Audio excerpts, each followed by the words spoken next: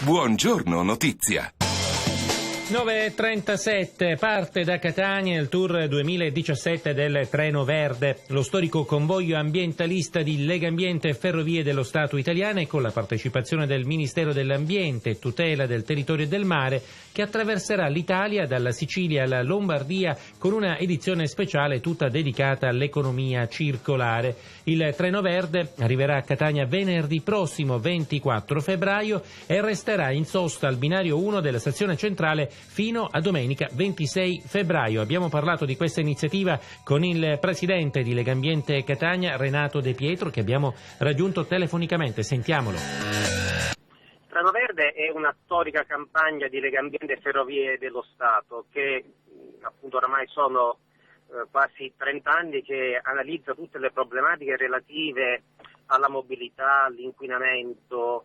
Mentre quest'anno il tema principale è quello relativo alla cosiddetta economia circolare, cioè tutte quelle forme di economia, detto così molto semplicemente, dove la riduzione dei rifiuti o addirittura la loro eliminazione è proprio messo come punto fondamentale.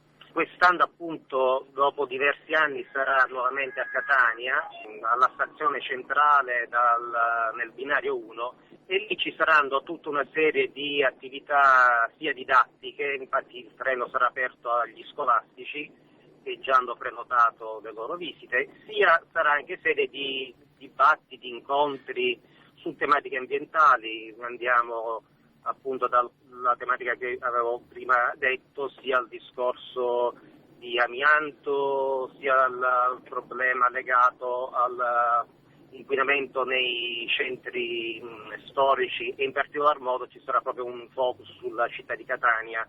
Sarà domenica prossima. Tra l'altro sarà compiuto un vero e proprio monitoraggio dell'inquinamento acustico e atmosferico.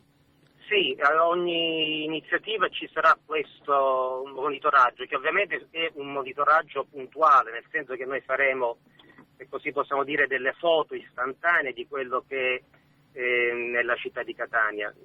Ci sono delle centraline dislocate a Catania, non sempre danno un quadro reale di quello che c'è effettivamente di inquinanti circolanti, quindi non è sicuramente un dato esaustivo, però sicuramente dà qualcosa di indicazioni su come anche cercare di migliorare sia la qualità della vita nella nostra città, sia anche tutte le problematiche legate al traffico. Appuntamento quindi da venerdì 24 al binario 1 della stazione di Catania. Perfetto. 24 mattina ci sarà l'inaugurazione e poi da lì tutti i vari eventi che si possono vedere sul nostro sito legambientecatania.it. E ringraziamo Renato De Pietro, presidente di Legambiente Catania, che ci ha presentato questa iniziativa, appunto il Treno Verde, che partirà da Catania venerdì prossimo dal binario 1 della stazione centrale, rimarrà in sosta fino a domenica 26, poi appunto la partenza per tutto lo stivale.